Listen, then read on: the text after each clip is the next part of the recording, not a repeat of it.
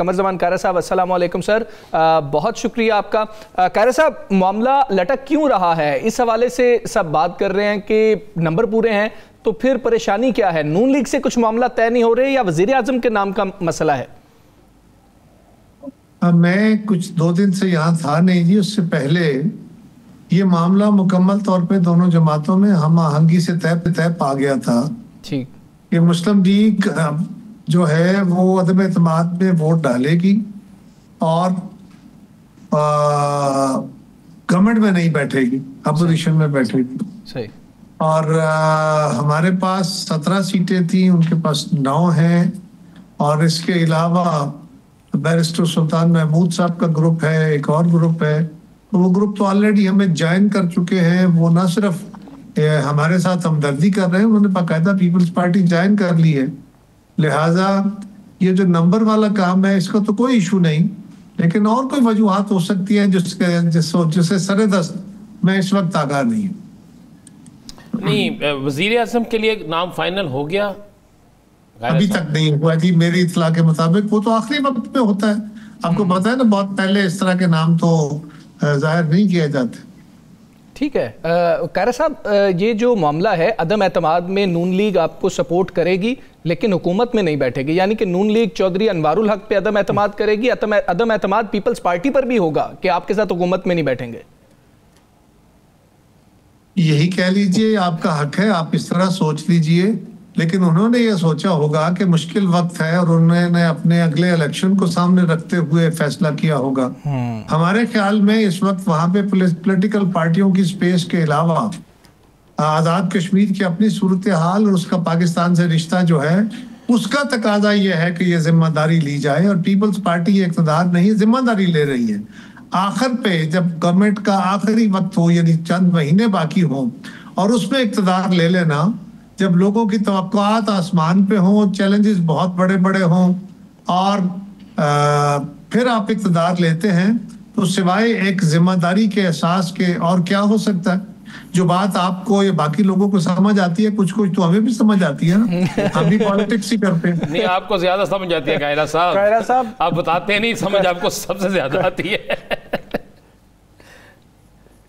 कायरा साहब, एक तो ये बताइएगा कि ये फार्मूला थोड़ा सा पब्लिक में जब आवाम इसको सोचेगी, देखेगी कि ये क्या फार्मूला है कि एक पार्टी नून लीग जो है वो कह रही है कि ये वज़ीर आज़म होना चाहिए, जाहिर सी बात है उसको वोट देंगे, और साथ ही अपोजिशन में बैठ जाएगी, ये फार्मूला आवाम को समझ आ जाएगा। इसी के साथ एक जुड़ा हुआ सवाल, ये एक चेमगोइयाँ हो रही हैं कि शायद मरकज़ में पाकिस्तान में जो पीपल्स पार्टी है वो उनके 73 हैं, लोग भी हैं, और कहीं अपोजिशन कोई अपोजिशन लीडर या इस किस्म की कोई सिचुएशन तो नहीं बनने का चांस तो नहीं है, इस किस्म की चेमगोइयाँ हैं। अरे ऐसी देखें, चेमगोइयों का तो कोई जवाब नहीं दिया जा सकता, किसी खबर का जवाब दिया जा सकता है, क्योंकि चेमगोइयाँ तो शहर के अंदर वो होती हैं कि पता नहीं सुबह शाम वो तो हुकूमतें गिरा के को नहीं बना के पता नहीं कहाँ कहाँ के करापे मिला के बैठे होती है चेमगोइयों वाले। लेकिन जो पहले सवाल का सोच नहीं है पीपल्स पार्टी में, जब कोई सोच होगी तो फिर उस पर बात करेंगे, अभी तक तो कोई ऐसी सोच है नहीं जी।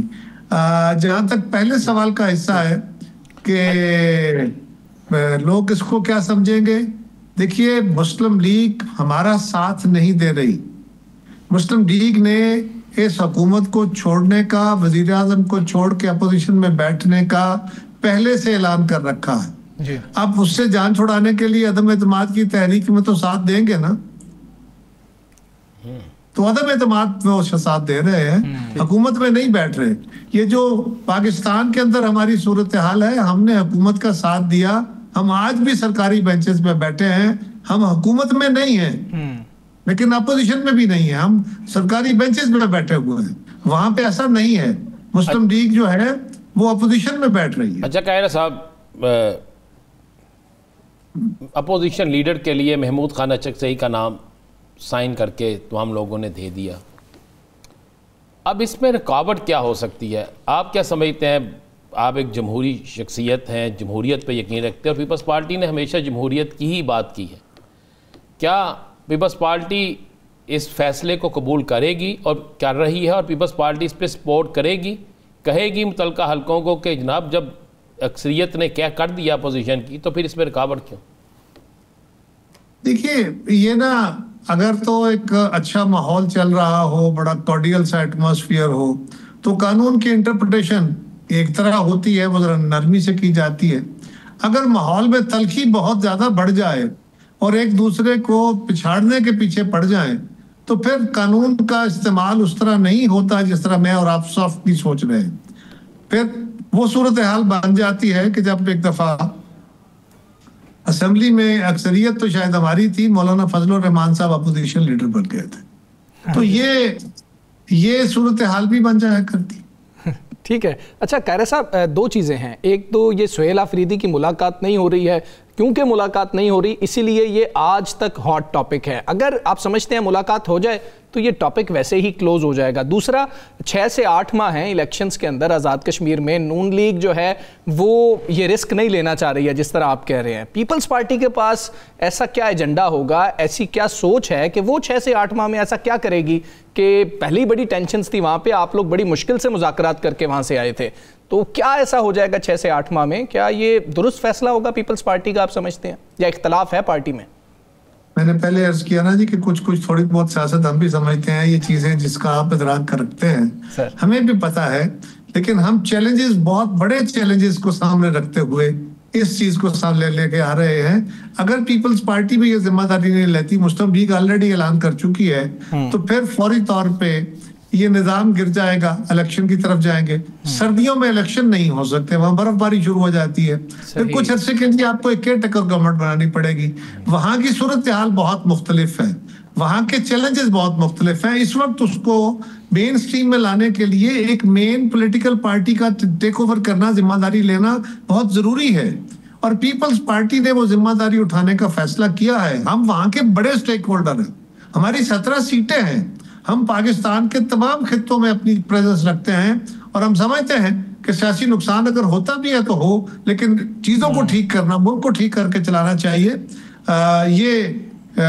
बिल्कुल हमें इस बात का इदराक है, लेकिन ये बात भी है कि अगर आप दुरुस्त तरीके से काम करेंगे, लोगों की खिदमत करेंगे, 6 महीने में पॉलिटिकल प्रोसेस ठीक चले, इलेक्शन की तैयारियां की जाएं, कमेटी के साथ किए गए वादे जिन पे अभी तक अमल दरामद रियासत की हुकूमत ने शुरू नहीं कराया, उस पर अमल दरामद किया जाए, तो चीजें बेहतरी की तरफ भी जा सकती है, जानी चाहिए। यही हमारा कजिया है। और आपके सवाल का पहला हिस्सा, सुहेल अफरीदी साहब की मुलाकात हो जाती तो बेहतर था, लेकिन एक और बात याद रखिए जी, ये फरमाइए, वो जो मैंने पहले भी अर्ज किया ना कि अगर माहौल अच्छा हो तो कानून का इस्तेमाल नरमी के साथ होता है, तलख हो तो फिर तलखी के साथ होता है। ये फरमाए कि इमरान खान साहब से सुहेल अफरीदी साहब की मुलाकात क्यों हो?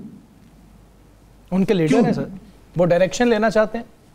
नहीं, उनके लीडर वो सरकारी तौर पे नहीं है, ऑफिशियली पीटीआई की क़यादत अब इमरान खान साहब के पास नहीं है। वो पीटीआई के कारकुनों के दिल की धड़कन होंगे, उनको उनकी पार्लिमानी पार्टी का भी एतमाद हासिल होगा, मुझे कोई एतराज नहीं है, लेकिन कानूनी तौर पे, क्योंकि यहाँ तो कानून चलेगा ना, कानूनी तौर पे पीटीआई के सरबराह बैरिस्टर गौहर हैं। बात यह है कि उनकी इस वक्त खान साहब, आज इस वक्त एज ऑन टुडे खान साहब कन्विक्टेड है, वो पीटीआई के रहनुमा नहीं है, वो महबूब रहनुमा हो गए, लोगों के दिलों की धड़कन है, ओके, लेकिन कानून ने क्या देखना है कि क्या उनकी कोई कानूनी हैसियत है, उनको उनकी फैमिली, उनके वकला या वो लोग जिनको कानून इजाजत देता है वो मिलेंगे। उनका इस्तेहकाक नहीं है, ना ही सुहेल अफरीदी साहब का, ना ही पीटीआई का, ना किसी और का। और ये बात अदालत को भी मद्देनजर रखनी चाहिए कि वो एक लीगल एंटिटी को इजाजत दे सकती है। अदालत किसी भी बंदे को ये कह के कि वो लोगों का महबूब आदमी है, उसको फलां काम करने की इजाजत है, दे नहीं सकती।